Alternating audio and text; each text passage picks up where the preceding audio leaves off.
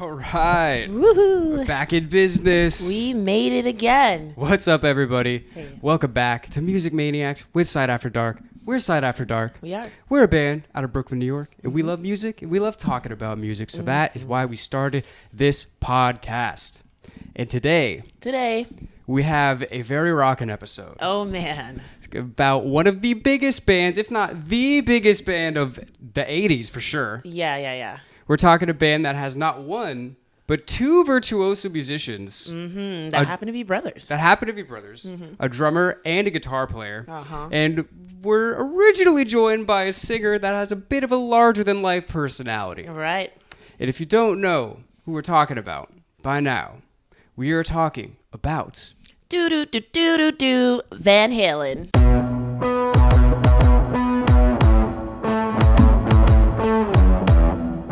So, in order to talk about Van Halen, we got to go all the way back to a little city, small town you may have heard of, called Amsterdam, Yeah.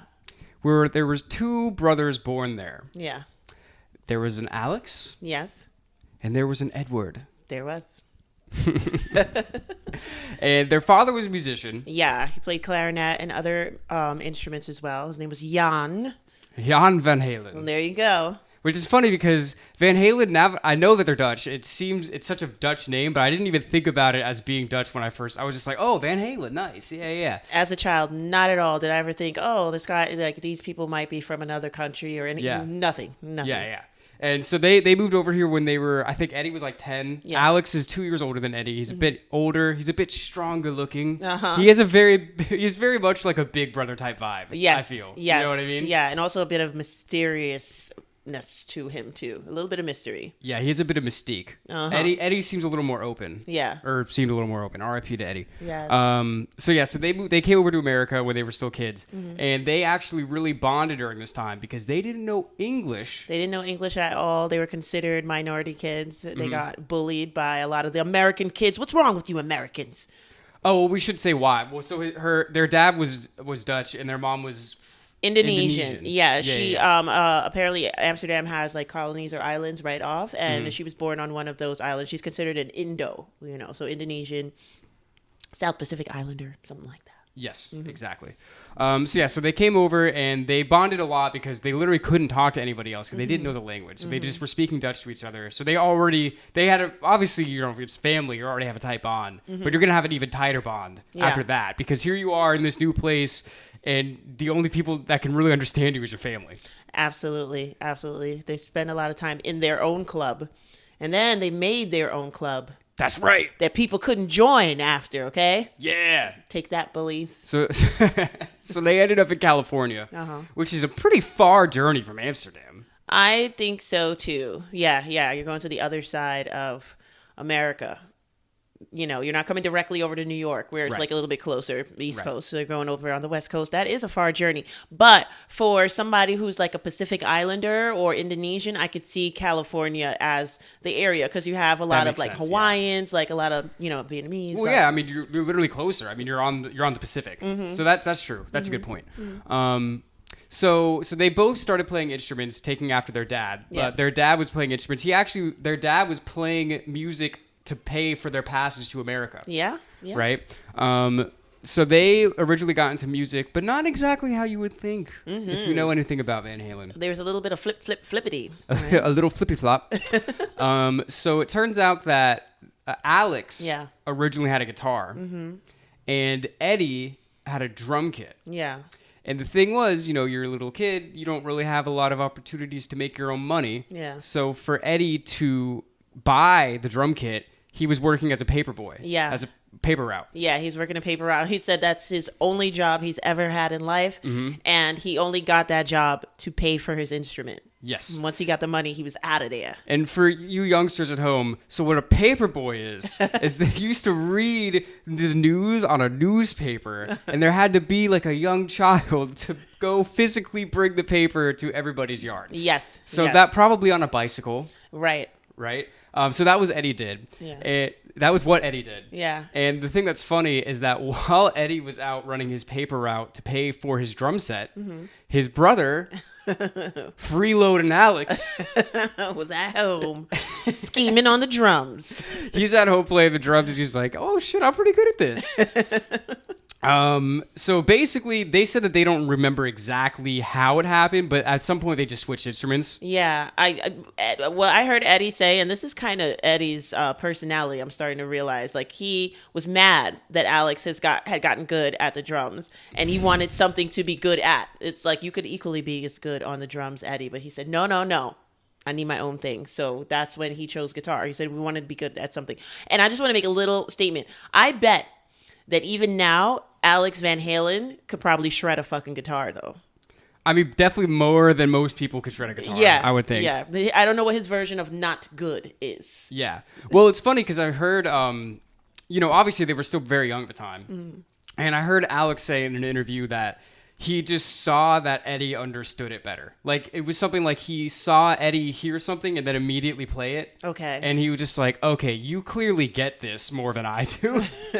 Like, I guess this should be your thing. Yeah. And also, it's not to, again, bring up, like, the physical appearance of the two of them, but I feel like Alex looks like more of a drummer. Like, he's a bigger, stronger guy. That's true. Eddie's like a skinnier, smaller dude. He looks a little brainier versus the jockiness of Alex, if you will. Yeah. And the guitar is a lot more of a brainy instrument than the drums. That's true. That's you know what true. I mean? Yeah, and for 80s rock and roll, late 70s into 80s rock and roll, Eddie's personality and vibe kind of fits the guitar more than Alex's as a lead guitarist of a band. Yeah. I feel like that too. Yeah, exactly.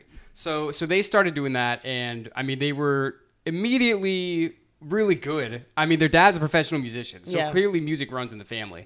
And, I've heard stories from them at this point where they're saying, like, kids in high school, like, they'd be out, like, partying and stuff, and I'd just be in my room by myself playing guitar, because that's all the guy wanted to do. Yeah. And you can really tell when you hear him, and, we'll talk about his guitar style more as we go on, but you can really tell, like, that the guitar was his life. Yes. You know absolutely, what I mean? Absolutely. His first child, we could call it that. Pretty He's much. a teen parent. He's a teen parent to a lovely Stratocaster.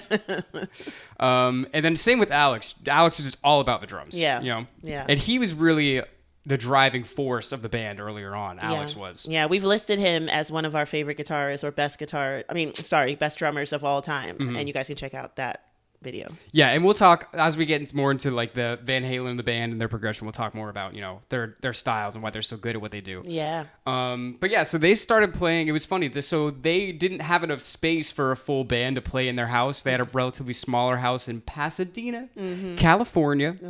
And so they would literally start playing with other people just so they could play with a full band because they couldn't fit it in their house. Right. So they were, by the time they were like 14, 15 years old, they're already playing in bands. Yeah. The Broken Combs was their elementary band. I mean, elementary school, they had a band. Like, what in the world?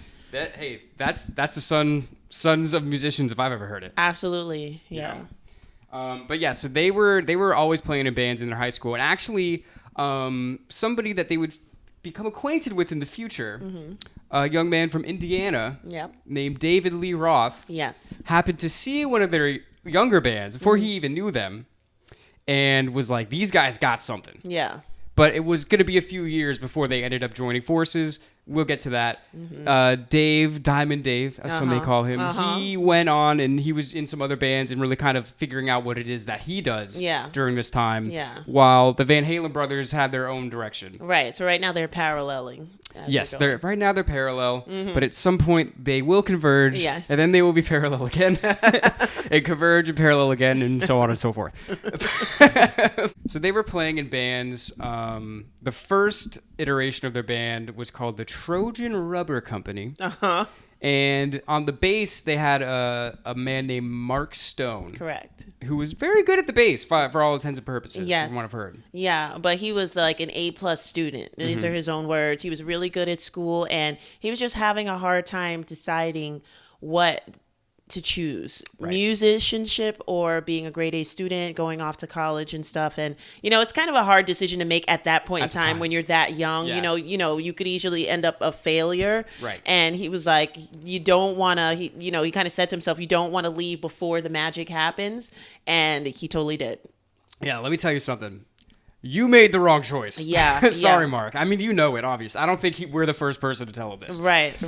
But he says he left, and then Alex says that they asked him to leave because they found the same reason. Like he wasn't fully committed to it. Yeah. So when your dad's a virtuoso, there's a difference between committed in the Van Halen vocabulary and then committed in the regular people's vocabulary. I think. That's definitely true. Yeah, Mike probably was like, "Hey, man, I'm making rehearsals 2 times a week. I'm contributing my part." What do you do after that? Exactly. What do you do before that? You don't live it and breathe it, bruh. So we'll get to, he was replaced eventually, but we'll get to that. So after they were the Trojan Rubber Company, they also went to Mammoth. Yeah. And at this point, again, 3 people in the band. Yeah. Eddie is also doing lead vocals. Yeah. Which is, it's kind of hard to imagine that, to be honest. I like Eddie's harmonies with Mike, but I can't imagine him like singing a song on his own. Yeah. We'll get to Michael Anthony as he's there's a new Mike. He does replace Mark. Surprise. But not yet. So Eddie's doing lead guitar and lead vocals, and the thing is, I can't really imagine that because the guitar style of Eddie is so intensive. I couldn't imagine you doing that and also doing lead vocals. Yeah. And apparently Alex kind of felt the same way. Yeah.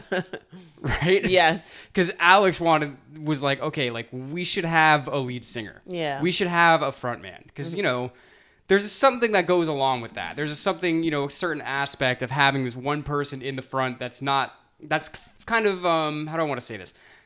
Not free from instruments, but they don't have to be tied down to an instrument. They can run over here, they can run over there. Yeah. There's something about that is a different presentation than somebody that's also playing the guitar and singing. It's true.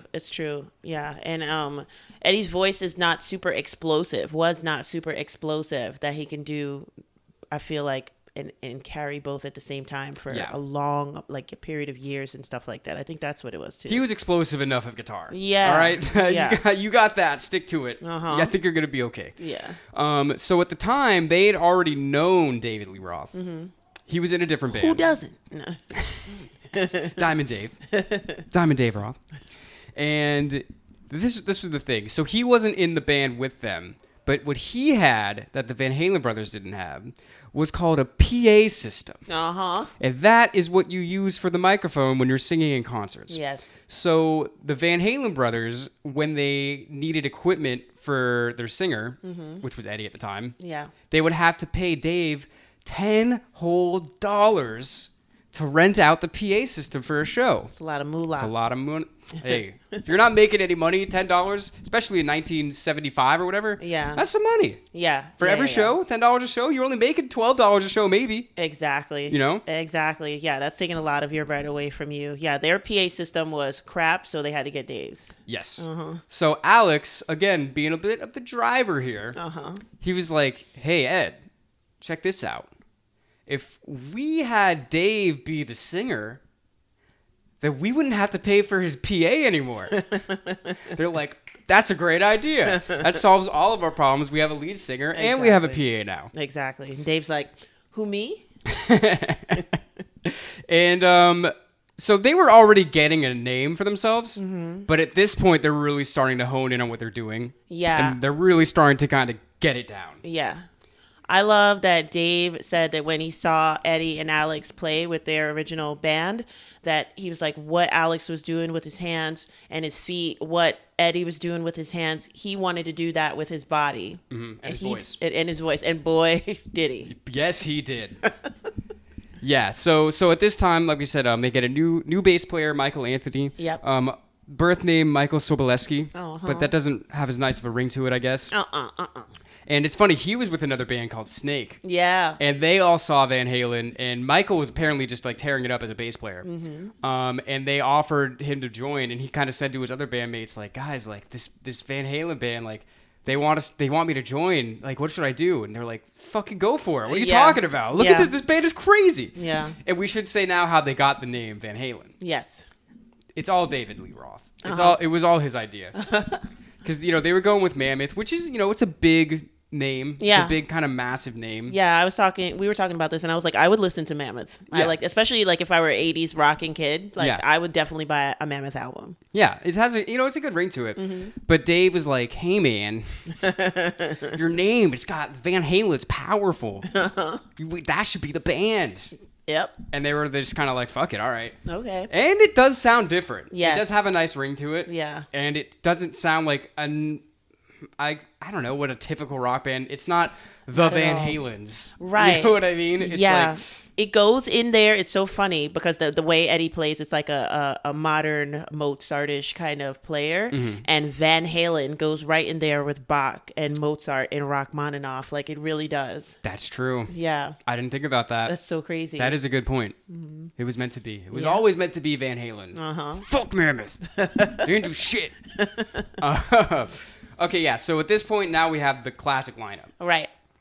And we should also mention about Michael, something that also really made him stand out was his high vocal, which was apparently really the most valuable thing that he added. Yeah. Because you listen to the early Van Halen you listen to the early Van Halen albums, and whenever the chorus comes in, the harmonies are just so amazing. And that's Michael holding it down. Oh yeah. He's Dance very the Night underrated for away. that. Yeah. So now that they have the core four together, they really just become, basically road warriors. Yeah. They're all over. They're making their sounds. They're doing house parties in Pasadena. Big house parties. If you ever been to a house party, aren't they awesome? Aren't they amazing? So, they send out flyers, old school route. People are packing these parties like crazy. They're waiting as much as they can to play the music at the end of the party because, once the music starts blaring, then the cops come. Yep. So they used to wait those out, but they used to get like sometimes 2,000 people in a backyard. Yeah, it's pretty crazy. That is crazy. And when the cops would come shut them down, they would say, this music was so loud, we were looking for the party 4 blocks away. That's insane. But I could just kind of envision that. That must have been some really good times. Yeah, absolutely. And they just... Well, first of all, everybody already knew that they were kind of the band. Yeah. They're like, you guys got to see this Van Halen band. And they were talking about, they would have all these house parties on the weekends. They'd be like, well, is Van Halen playing? Because if Van Halen's playing, who the fuck is playing? Exactly. Come on. Like, it's Van Halen or nothing, all right? So, because everybody knew, like, at this time, Eddie and Alex were both amazing. David was amazing. Yeah. I don't want to get too. When we get to talking about the first album, I want to break it down individually. But we have a lot to go still before we even get to the first album. Yeah, because they were playing shows and just really grinding it out for years. Just in the Southern California area, Pasadena era. Right, we're talking like early 70s, around like 73, and they're going for a while because the first album didn't come out till like the late 70s. Yes, yeah. So they're really honing it down what they do, and they eventually make it to Hollywood, California. Which, to be honest, I don't know how far Pasadena is from LA. I have no idea what California geography is. No idea, but it definitely must have been a really big deal. I know, like, living in Rockland County, that's just like an hour and a half away. It's like a totally different mindset. And they're like, are you going to the city? Yeah. Like, and the kids come into the city and they count the skyscrapers, floors. They're like, oh my God, 1, 2, 3, 4. So it's the Empire State Building has so many floors. You know what I'm saying? And you're just an hour away. So I can imagine if it was that kind of mindset, then going to Hollywood, finally getting there must have been like a big deal to the Van Halens. And according to interviews I've seen, it was really Dave that was pushing to go down there. And he was just like, we clearly are meant for more than Pasadena. And I think it seems like everybody that was around them at this time also agreed with that. Yeah. Because they're like, these guys are fucking going places. Yeah. People like... And it's easy to say this in retrospect, but there were so many like people that were like friends with the band and people that became roadies with the band that were like, you could just tell that they were going to be like rock stars. Yeah. But I don't know if they were really saying that at the time or if it's just easy to say that now. You know what I mean? Like, let's be real. Take me with you. Put me on. So they're just playing for years and years and years until they start playing the clubs in LA. They start getting bigger and bigger. They start getting top billing at the clubs. Yeah, they get a residency at a famous club on the Sunset Strip. Correct. Yeah. And at the time, it's really interesting how it was because we've talked about this before, and it's similar with a band Chicago that we did a podcast on. At the time, people only wanted to hear covers, right? People wanted to hear top 40. Yeah. So what Van Halen was doing is they were playing covers mostly. Yeah. But in like this completely rockin' style that nobody else could really rock as hard as them, to be honest. They were. And then they would slip in one or two of their originals. Yeah. Right? That seemed like what everybody was doing. Everybody that has good original music, that's kind of what they were doing at the point. Because you draw them in with the top 40, and it's like, just when you get comfortable, you're like, oh, here's a song that I wrote. Hey, it's actually not bad. Yeah. Hey, these Van Halen kids might have something going on. So I'm just having like a moment, a light bulb. So the covers that they did at those shows on the Sunset Strip must have been the covers that they did on their albums, right? Probably. Yeah. Yeah, I mean, they had to have, like, You Really Got Me. Girl, you really got me now. Like, they probably were doing that for years. Yeah, because I was just thinking in my head, like, man, I would have loved to see them do one of those covers. And I'm just, wait a minute. I think they do. I think I've heard that. So they were playing shows for years. They played, I remember somebody was saying they did one show that was almost all originals except for Rock and Roll All Night by Kiss. And it just so happens that somebody in the crowd at one of these shows may have been a member of a certain band called Kiss. Yes, and I found this out during research. I never knew this. Yes. It's so crazy. Gene Simmons, the long-tongued bass player for Kiss, was in one of their shows, and he discovered them, pretty quote much. unquote, Yeah. and brought them to New York to record a demo. Yes. But nothing really happened with it. Right. And they ended up coming back to California. Yeah. But they were not thrown off their path at all. No, they kept going, and it's still kind of an in. I mean, Gene Simmons talked to you, and he brought you over. Like, he had to pay for everything. You know what I'm saying? And he's not going to forget who you are. Well, maybe it is. It's Gene. Maybe he will. Yeah. Eddie, who's that? So after things didn't pan out over here in the big city, okay, they went back to their little small town LA shit. Just kidding. They went back to California, and they keep hitting it. They keep playing shows. Again, they already had a buzz, so it's not like they were restarting from scratch. Right. Like, everybody still knew who they were in the scene. And they eventually were signed by Warner Brothers. Yes. And this part was really cool to me because they showed, like, in these interviews, like, posters of them at the time. Like, come see the last show before the world tour of Warner Brothers recording artist Van Halen. It's like they were really selling it up the whole time because, again, they already were so known on the scene that they had to let people know. It's like, okay, well, they're about to go to the next level, so you better see them now. And that is really what happened. Yeah. It's really what happened. At least the record company knows that's important. They were about to get big on us. Like, They're about to get real big. You know what I mean? So, yeah, that's cool. All right, so then they're recording, and they're about to put out an album, their first album. And now I think we should talk about what it is that made Van Halen, the album, and just Van Halen in general so great. Yes. So first of all, we'll start with the drums.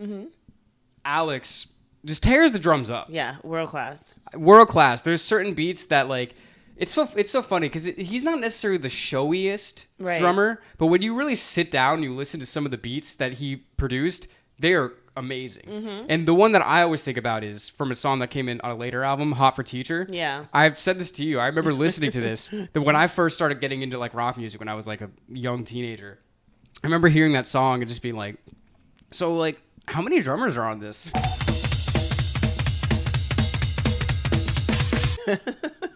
And I'm like, I do a research and I'm like, what do you mean there's one drummer? How is one drummer doing this? This doesn't even make sense. You know, so he's absolutely tearing it down, and he just has the personality of, like, he's gonna rock fucking hard. Yeah. Right? Yeah. It's one of the good things about starting off young when you're playing your instrument, because you're not just playing the standards. You can find little grooves inside the standards to make you yourself, to make you an addition to the music fold, as opposed to just going along with everything. To make your own sound, to find who you are. Yeah. Then we have Michael Anthony on bass, who, I mean, look, if you're listening to Van Halen, you're not listening to Van Halen for the bass. No. But he holds it down on the bass. Absolutely. And like we said, he was really the secret weapon with that high-pitched harmony that he had. If you listen to any of the classic Van Halen songs, you listen to the chorus and you hear that sound. And there's something about that sound that is just magical. It is. It really does hit you in a certain way. It almost makes me think of, like, how some of, like, the Beach Boys harmonies are just, like, so perfect. Yeah. Something about the way his high voice sits on the track, it's so underrated because he didn't sing lead, but it's so important to their sound. Oh yeah. Right, so we have that. Then do we want to do David or Eddie last? Let's do David last. Okay. So then we have Mr. Edward Van Halen. Obviously a virtuoso guitarist. Yes. He was just doing things that nobody else was doing at the time. He was taking influences from a lot of people. And, you know, people always say that he invented the finger tapping style. Yeah, no, But he people have did. done it before. Yeah. He popularized it. Right. He did it so much, you know, and he had his influences. Two of his influences were Black Sabbath, who Van Halen did open for, and then also Slow Hand, which is weird. Eric Clapton. But he said he was influenced by him, but he's more like Jimmy Page. Yes. Way to go, Eddie. There you go. That's how it's done. Yeah, so no, his guitar style is just amazing. You listen to any of these Van Halen songs, and it's one of the biggest things that stands out. Just everything from the notes that he hits to the tone. The tone of the guitar sounded like nothing else. Yeah. And then do we dig deep into the, not too deep, but a little bit into the guitar? Because he's an innovator as well. Yeah, you go know, for it. he would take apart his guitar to get the right sound. He would actually cut the body of the guitar, take a neck from somewhere else, take the body from somewhere else, put it together.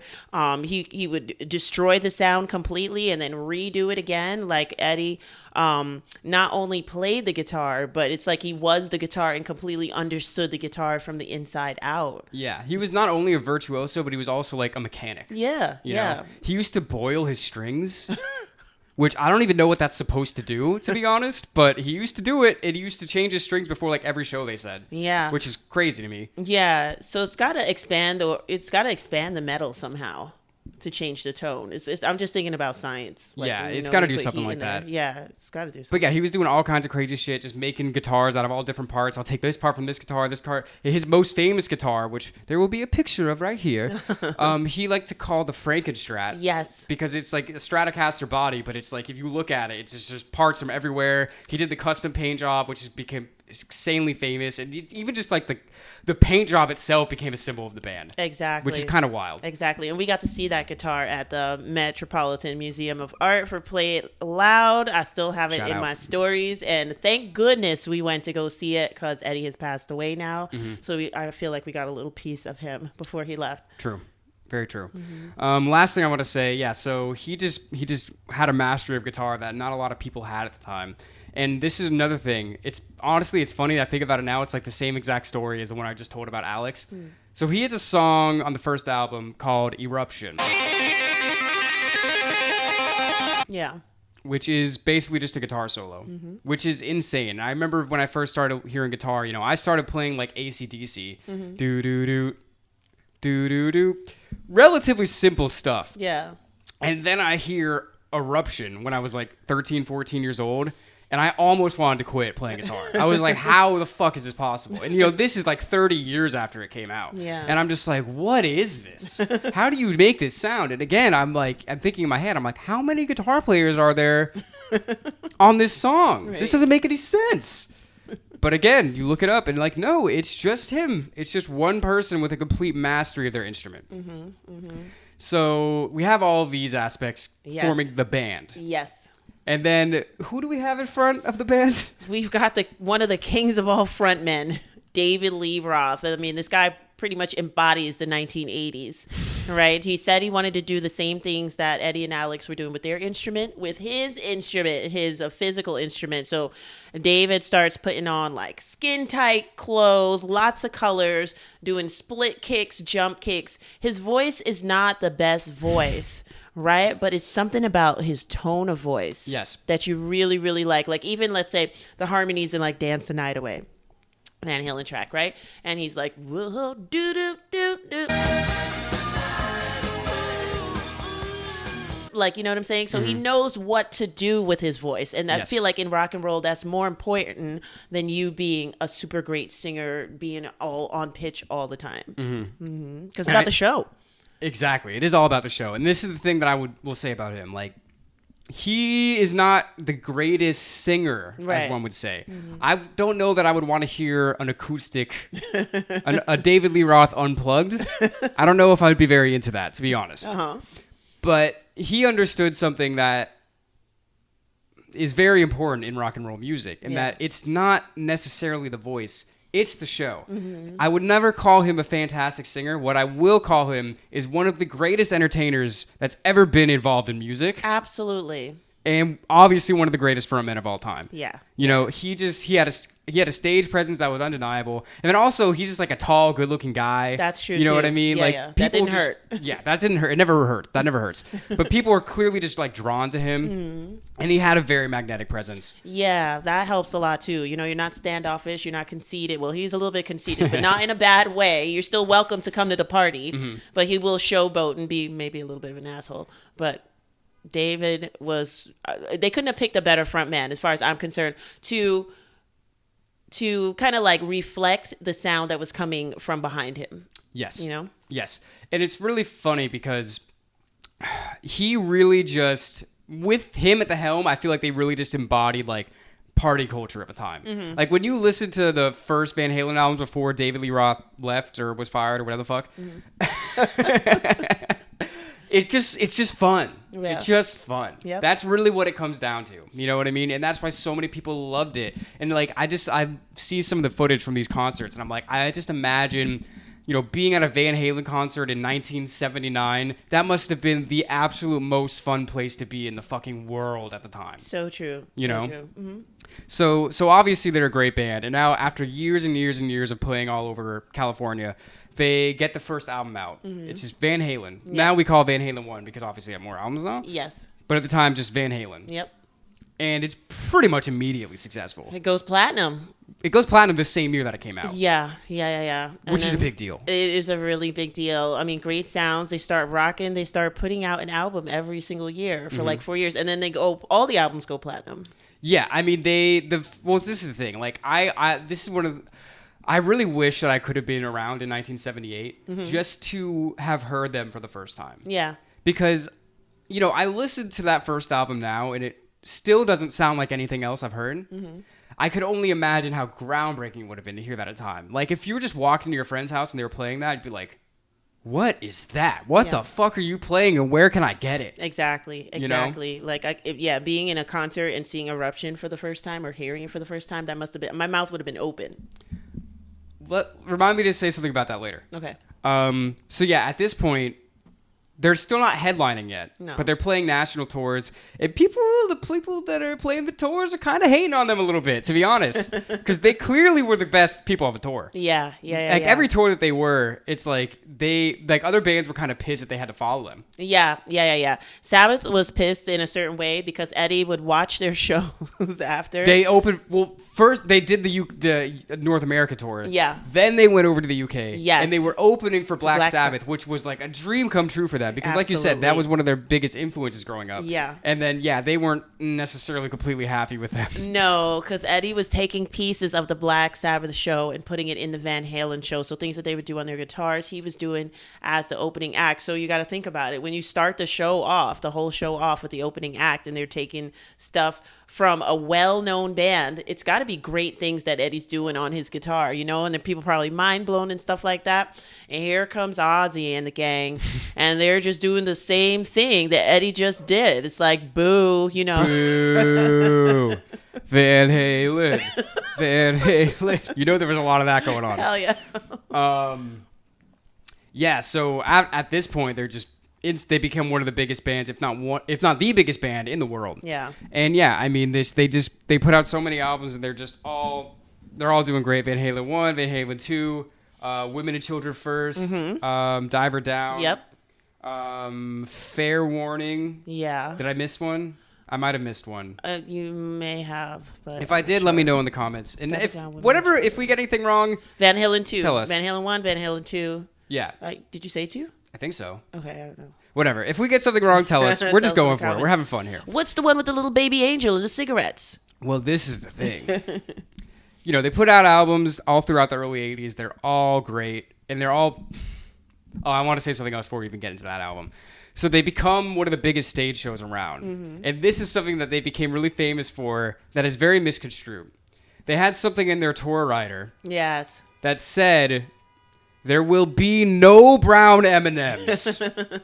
And a lot of people hear that story and think it's just like some total diva shit of just like kind of like flexing and like showing your power over the people. Like, no, we're the rock stars. You got to do every little thing that we say. Right. But that's not why they did that. Right. This was another thing that David did, which was very, very smart of him. Very smart. I'll talk about this more later, but David was clearly some kind of psycho genius. He's a crazy guy. His parents were teachers, so it's like usually, yeah. His parents were professors. Yeah. He's a smart guy. The reason that they put that in the tour rider is because at this point, you know, they're headlining these arenas and their show is so huge. They have, you know, pyrotechnics and lighting and all of this kind of stuff. That it's really important to get every kind of detail right, because if you get something wrong, I mean, somebody could really get hurt. Yeah. You know, this show could go completely wrong. Everything could fall apart. And that happened. And it did happen sometimes. So by putting the no brown M&Ms thing in the rider, they know that if they're eating M&Ms and they see a brown one, they're like, oh, these motherfuckers did not listen to what we said. So now we have to check everything or somebody could possibly get hurt. Right. So it's actually, that was a really genius thing of them to do. Oh, yeah. You know, so I want to shout that out because that's a legendary story that I don't know if everybody really understands why that happened. Yeah. Because one time the stage couldn't hold their equipment. And they said, the promoter, everybody said, fine, come on, perform. And they ended up having serious issues because of the stage not being able to hold all those different types of pyrotechnics and all those sounds and like everything. So that was, I think it's a genius move on David's part too. Yeah, absolutely.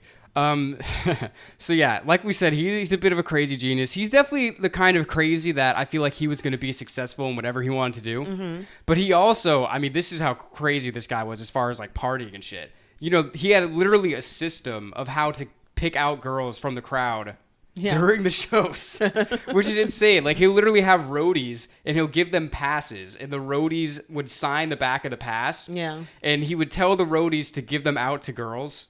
And if the girl that Dave ended up with at the end of the night he would give the pass to them and he would look at what roadie had the pass. And if it was your name, then you got $100 bonus. And he would also like literally be like, back third row all the way to the left, red tank top. And like send like a roadie out like during the show. It's the guy, all he wanted to do was fucking party and just be fucking on top of the world. Oh yeah. And this would eventually cause a little bit of friction. It did cause a little problems. I mean, Dave's a really great businessman and a great visionary. I think he said he directed a lot of those Van Halen videos that we love that you can't get enough of. So got it bag, got it bag. Gloves. He did Split. Yeah, he really was going for it. So yeah, they put out multiple albums in a row throughout the early 80s that are just huge hits. They're just getting bigger and bigger and bigger.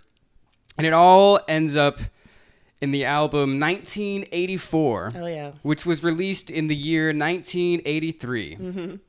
Just kidding. It was 1984. You guys never would have guessed that. And this album is considered, along with the first album, to be like the top Van Halen albums. Yeah. Because this is a crazy album. And it's the first one that they recorded in Eddie's new studio. Yes, 5150. 5150. So they had more time to like really screw with the sound. 5150. That came after though. Yeah. Oh, okay. Yeah. It's that was one of the four. I think that was the first with the next singer, who we'll talk about soon. Oh yeah. So they're also working with this producer Dan Landy at the time, who was taking like a lot of leeway into like the sound.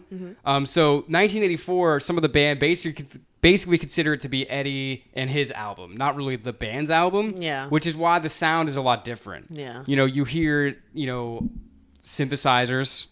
You know, you hear things that you didn't hear in some of the early Van Halen albums, which is, I think it's good. You don't want to be stagnant. You want to be switching things up and doing different things. Yeah. And David has suggested they use the synthesizer because that was becoming a new trend, a new thing with like a little bit of progressive rock and like everything. And Eddie didn't want to use the synthesizer at first, but then they made a hit.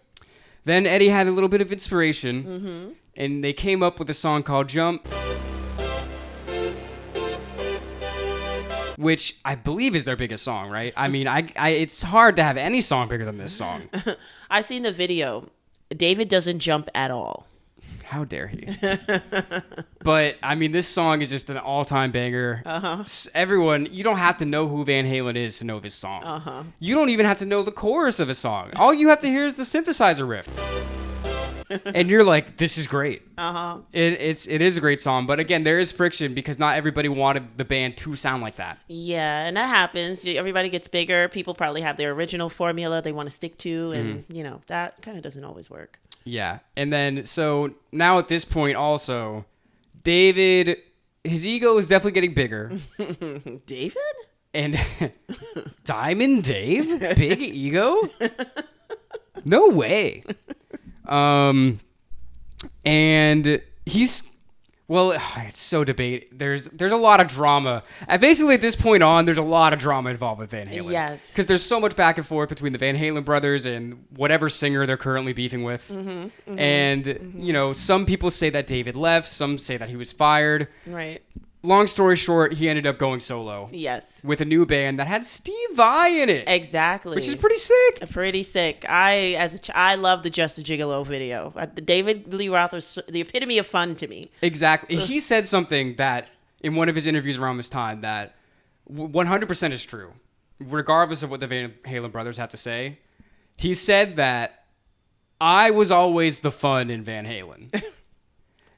And he's totally right. He's 100% right. The music is serious. Yeah. Like, if you just hear Eddie's guitar and Alex's drums, that shit is serious. Yep. That's not necessarily lighthearted and fun. Right. But David brought the fun and the energy. And I completely agree with him when he say that. That was not out of line at all, in my opinion. I agree as well. And David's solo journey is really interesting. He only does 4 solo songs. And he solo EP he put out, not an album. Yeah. And he says he does that because he said when you buy an album, you only really like 3 or 4 songs on the album. So he was like, I'm just going to put out 4 songs that I know everybody would like. And sell it to you for less. Because again, he's a business guy. Okay? But yeah, so now Van Halen is without David Lee Roth. Right. They need a new singer. They do. And they recruit a man named Sammy Hagar, who is not a bad singer. No, it is not not a at bad all. guitar player. No, and not a bad showman either. No. He's fun. He's fun as well. He's good at what he does, and obviously he had a successful career before. They didn't just find he wasn't an unknown guy, Right. You know what I mean? Right. So clearly he had a track record of being successful. But the thing is, and we talked about this. Whenever you take the core members of a band that went through all of that shit together to get to where they are, and you take any piece of that out, it's just going to be different. It's just the chemistry, just the personalities of the people, what they like to do for fun, how they act. There's no way it will ever be exactly the same. Yeah. I love watching the interview when the interviewer asks all 4 guys with Sammy as a new guy. And he's like, okay, so this is the band. Sammy's definitely passed audition. And Alex and Eddie are like, yep. They're like, this is actually the Van Halen that was supposed to happen. The Van Halen before was just like a prototype, or and it's like then you kind of start to sit back and say, it's not just one person that's the problem here. We'll get into that a little more, as the story goes on. Yeah, so Sammy comes into the band, and again, he's very good, and they have good songs in this period. I'm not trying to say this music isn't good. Oh yeah, but if you know them from the original era, it's hard not to be a little disappointed. Yeah, it's true. Because it's not as fun. It's just not as fun without David. It's not. Sorry, guys. Yeah. You're great musicians, but David was right. He did bring the fun. Yeah. And it's not as fun with Sammy. What did he say? He said Sammy and them, they play at a party. And he's like, I am the party. I am the party. We agree. Yeah. He said, Sammy, they attend the party. I am the party.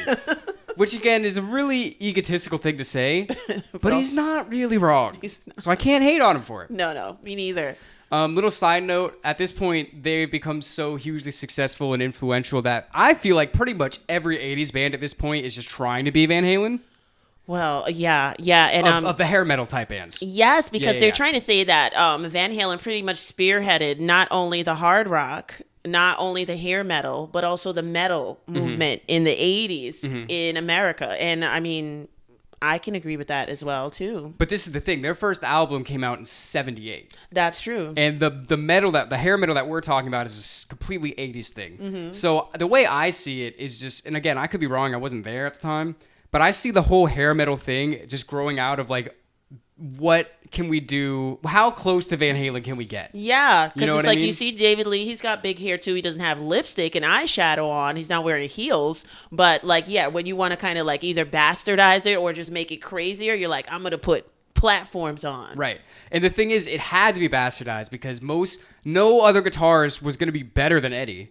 And no one was going to play the drums better than Alex. And no one was going to have that sweet vocal like Michael. You know what I mean? So all they could do was try their best. Yeah. But Van Halen were clearly the kings of that, and they weren't even trying to be hair metal. Yeah. Right? And they were kings. To me, they were kings of like 3 different genres. Because when I think of "Ain't Talking About Love," like when that song starts out, I think of Metallica. Interesting. Yeah. That's a good point. I also want to say, not only we're talking about rock, but at this point, Eddie is playing on Michael Jackson songs. He played, those of you that don't know, the song "Beat It." There's an amazing guitar solo on there that was obviously played by Eddie Van Halen. There's no one else that could have played that shit and it made it sound like that. And he did it for free. He did it for free. He played on this Black Kids album. And that's a quote. That's a quote from it. Yeah, they asked me to play on this Black Kids album. And I was like, okay. I was like, okay. And he did it for free. And David and the rest of the band were like, what the fuck? You did it for free? What do you mean? Little did he know, that Michael was going to be like really, really huge. And like Eddie literally played on the biggest album in the world. Yeah. Thriller. But Yep. anyway, yeah. Eddie was like, he's in the record store and they're playing Beat It on the radio, and the kids are in the store and they're like, listen to this fucking guy trying to be Eddie Van Halen. And Eddie's like, it is me. I love it. So obviously, Van Halen's doing their own thing. David Lee Roth is doing their own thing, but they're always kind of in each other's orbits because they're always talking about each other. Yeah. That's good for record sales, right? It's very good for record sales. And I don't think that's an accident on David's part. No, yeah, I don't either. You know what I mean? So they put out a few records with Sammy. Yeah. And surprisingly, he eventually is also not in the band under mysterious circumstances. Sammy says Eddie called him on Father's Day. It's like, hey man, you haven't been doing anything I want you to do. Imagine the shock of that. Like Eddie, I hope you didn't do this to Wolfgang. Like, you know what I'm saying? Just wake him up. Like, hey, I told you. Like, you're just like shocked and scared because that's kind of like frightening in a way. Yeah. Especially if this is like, you think this is your friend and like your comrade. And then, like you wake up, you get a call on Father's Day. Apparently he had just had a kid too. So he was like a brand new father. And Eddie was like, you're not doing shit. You're not trying enough, blah, blah, blah. You're done. Like, you just want to be solo. Maybe you should just be solo. And Sammy's like, what the fuck, dude? So now Sammy's out. Yeah. And this is where I kind of feel like Eddie and Alex are one. You know what I'm saying? They're the how two-headed the hell monster. can both of you, like, do that? Like, that's, like, interesting. It seemed like Eddie and Alex were always on the same page. They Yeah. very much were the two-headed monster of the band. Yeah. And I do think, honestly, I think that has a lot to do with the band being called Van Halen. David, you fucked up. No. Like, if they still went with Mammoth, I don't even know that this would be a conscious thing, but I don't think that they would feel the same ownership and right to make every decision about Van Halen. True. Than if their name wasn't literally the name of the band. Yeah, that should have probably been something covered in a contract. You know what I'm saying? Like, just because your name is the band, it doesn't mean that you own the band. Like, it's all 4 of us. Yeah. They but also, should have put who's that going to in. say that to them?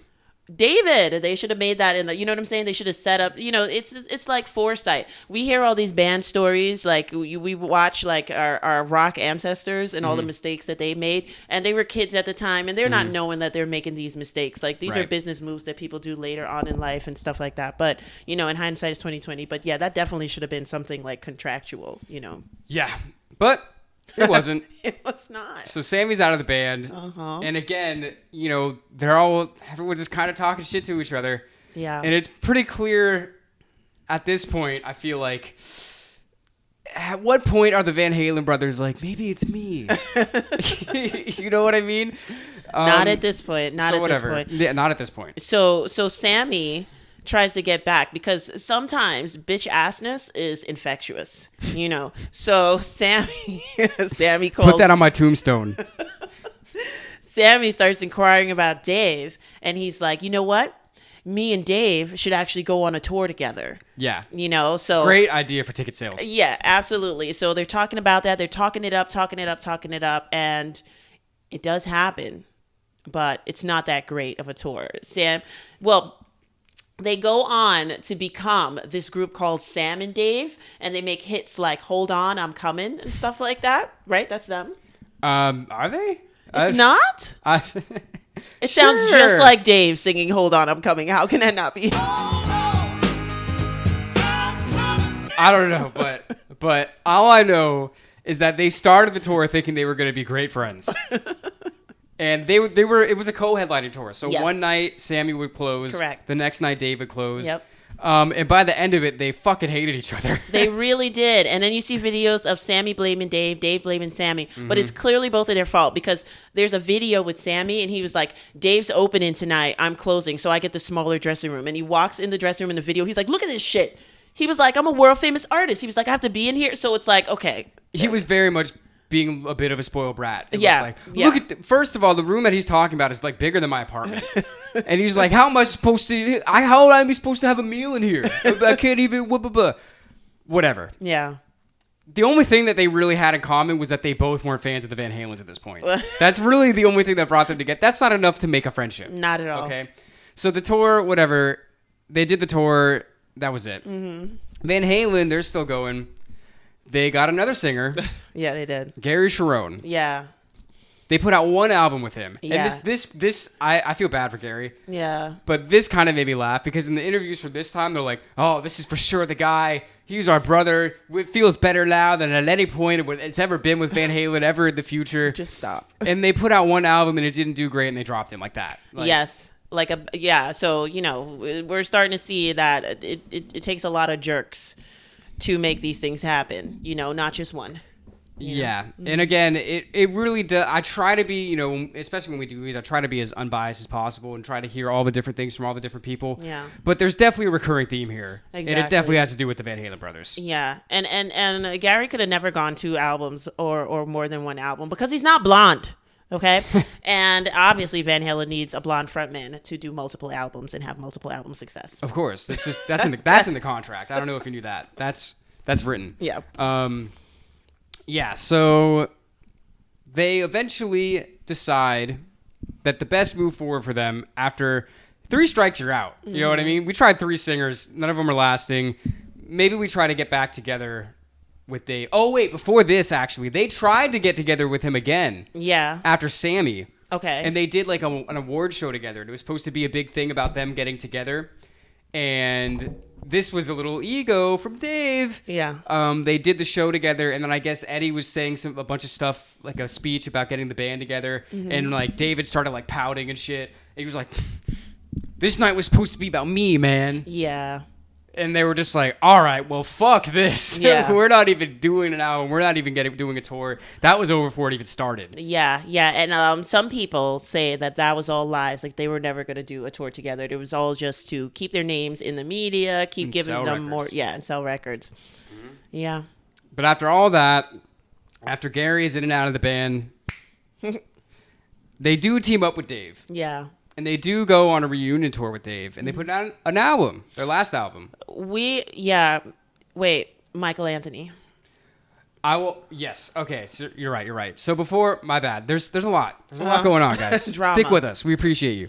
There's a lot of drama. Mm-hmm. So now at this point, I think this is in between Gary and David coming back, right? Yeah. So now at this point, the Van Halens, after basically fighting everybody else off, they're kind of looking at Michael like, I don't think you really do as much as the rest of us. Which is fucked up because it's like, you're talking about a guy that you've been in this band with for like 20 years now. Mm-hmm. He was with you when you were nothing. You went through all of this shit together to even get to this point. Yeah. And to just kind of look at him now and just be like, you're getting too much of the pie. That's just greed right there. Yeah. Fame is a monster. Fame and money. I mean, even Eddie went as far as to say that was all pretty much his backing vocals and his vocals that made the Van Halen sound. And that was just like, okay, now this is going too far. It's going a little far. Yeah. They made him sign away the rights to the band to play like another tour with them. Unreal. And then by the time that Diamond Dave returned to the band, they just replaced him on bass with Eddie's son Wolfgang. Yeah, which would have been cool. Like, we want to hear Wolfgang. Like, it's your son. It's like, you want to hear Dweezil Zappa. You want to hear what the father produced and stuff like that. But to kick Mike out like that, to say that Mike only played bass lines that Eddie taught him, you know what I'm saying? Like, it's rude, honestly. Yeah, it's just not cool. Even if it's true, it's like 20, 30 years later. It's like, you don't say it now. Like, you know what I'm saying? If he wasn't pulling his weight then, you should have gotten rid of him then. You know? Yeah, no, it's sad. And there's obviously drama really just follows the Van Halen brothers. Yeah. But I do want to say that I saw Van Halen on this tour, on the reunion tour. It was one of the first concerts I went to.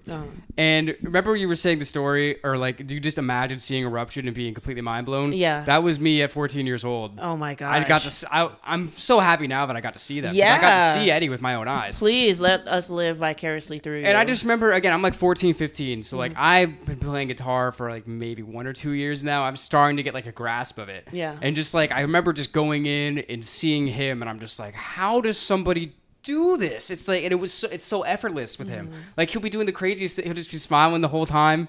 You know what I mean? It's just like, it's nothing to him. It just really is a part of him. Yeah. That's one of the great things. I do want to say this because we're talking about like a little negative part of the Van Halen brothers, but that's one of the great things of Eddie as a guitar player. It was like the way he smiled, the way he moved around while he was playing his guitar. You could tell it was a part of him. He would kick his legs, he would swing around, and he was just so thin. And look, like he was like so even on his own feet, like you know what I mean. That the guitar was just like, it could have been a belt, like you know what I mean, around his waist, like it was just attached to the hip. You know what I mean? Yeah. So the thing I remember most about that concert is obviously Eddie tearing it up, and then this is funny. I don't even remember consciously thinking about Dave as a singer, but I do remember thinking, wow, this guy is a great storyteller. Because I don't even remember, they did like some Ice Cream Man song. Okay. And he was telling some story about, back in our day, back in 1972, we go up in the attic and we'd be smoking doobies. And we would roll up the weed and we had a jar where the seeds would fall down into the jar. And then whenever we heard the Ice Cream Man, we'd be stoned and we'd go out and we'd get us some ice cream. Like he'd be saying shit like that. And again, I'm like 14, 15 years old. I probably was smoking weed by then. I probably shouldn't say that. But I just remember thinking, like, this guy's got some kind of something about him. Like, his singing didn't blow me away, but I remember even then thinking, this guy is crazy. And at this point, he's super into, like, martial arts. Yeah. He's doing all kinds of kicks and crazy things. Yeah. You know, there's the infamous incident where they were on, what was it, Jimmy Kimmel? Yeah. Where they were doing live TV, and Dave has this, like, the baton, he's doing all of the fucking ninja shit. Right. And then he breaks his nose in the middle. He hits himself in the nose with this giant metal pole, and he goes on with the song like a true professional. And then he just like goes off the stage like, I need a little attention, and they're like, okay, we're just gonna do this again. He didn't stop with a fucking broken nose, bleeding all over the place. The guy is a master showman. This is what we said the whole time, and nobody can ever take that away from him. Hell no. But yeah, so they put out another album together, and I mean, that's really it. Unfortunately, after that, Eddie, he has a lot of health problems. He has, a cancer diagnosis, and he passed away a couple years ago, unfortunately. Yeah. Leaving, obviously, an amazing legacy. Yeah. A studio, a child that plays, like, David Lee Roth is still here. It was really sad when Eddie Van Halen died. I did shed a couple gangster tears because, watched him play, like, pretty much all my life. And, I don't know. I could say who doesn't love Van Halen. People do not like Van Halen, but the young kid in America is hard not to hate. It's hard. Yeah, it's hard not to. Wait. It's hard to hate. Yeah. I know. I got it. It's hard to not like, and it's hard to hate Van Halen, as far as I'm concerned. Yeah, I think so. And I don't know. It's really, it's sad that we have to be talking about the story as a completely end, because now they're like, yeah, Eddie's gone. There's no Van Halen. I mean, that's insane. Imagine trying to replace him. Yeah, in Van Halen. No, I mean, Alex would never do that. Nobody would want to do that. No, it's clearly done. Yeah.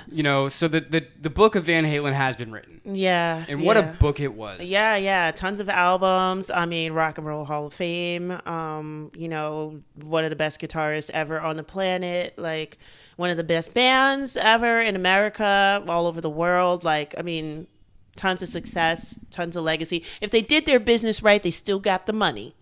You know, so. Something tells me Alex is pretty set. Right. We swear Alex looks like some type of underboss. Like those shades, I am scared. Okay. I said we were talking about this before. To me, Alex looks like the final boss in a video game. He just has like a very hulking presence about him. Like he just looks like a guy that you don't want to fuck with. No. And even this is another quick story. I remember when they were in their early days, he was basically the enforcer. Yeah. David was saying that if like one of the club owners was trying to like stiff them for money or something, he would be like, "Don't make me get Alex on you," because he was just a big scary motherfucker. You know what I mean? And I just think that's great because that's the kind of shit that you deal with when you're coming up. Yeah. You know, in music or entertainment of any kind, really. Absolutely. People always try to get stiff, or try to stiff you because it is a long way to the top. Mm-hmm. If you want to rock and roll.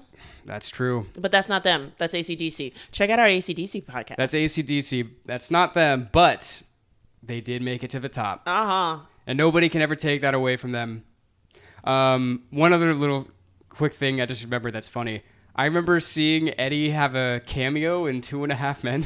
Okay. Do you know about this? I don't know about this. I used to watch that show a lot. And I remember one time Charlie Sheen was like trying to go to the bathroom, and he was like waiting forever out front of the bathroom. He was like, "God, what's taking so long?" And then he's like knocking on the door, like, "What the fuck?" And then the bathroom door opens, and Eddie Van Halen walks out of the bathroom with his guitar, and Charlie's like, "You take your guitar to the bathroom with you, man?" And Eddie's like, "Well, yeah. You never know what inspiration might strike," and then plays some crazy line, and then just walks away. That's really funny. Yeah. David Lee Roth was on an episode of The Sopranos at a gambling game. Really? Yes, telling a story. Was he with Frank Sinatra Jr.? Nope, not in that exact episode, but he had the short hair by then. Yeah. What a crazy guy. Yeah, no, it's just thinking about Van Halen, I just think of good times. I just think, and again, obviously there's, I did see them, but their heyday was way before I was born. But just hearing their early music, it's just so fun, and just thinking of how good they were, again, it's sad that Eddie's not with us anymore, but I'm happy that we got to experience that as a people, as a culture. Yeah. You know what I mean? Absolutely. So big shout out to all the Van Halen fans. Mm-hmm. It's a pity they didn't have names for fans at that point. Like, I know. I was about to say the Van Halenites. That doesn't have a good ring to it. Yeah, and you can't comment below what the Van Halen fans should be called. Right, exactly. And then say if you are one. Yeah. But yeah. So that's Van Halen. We love him. I'm definitely gonna go listen to more Van Halen after this. Me too. Thanks for watching, everybody. This has been another episode of Music Maniacs with Sight After Dark. As always, if we got anything wrong, tell us what we missed. Tell us what we should have said if we forgot anything. If you want to support the podcast, check us out at patreon.com/musicmaniacs so we can continue doing this and make more episodes for you guys. And that's pretty much it. Until next time. We're Sight After Dark. We'll see you soon. Peace. I'd give anything to not hear you whine and cry.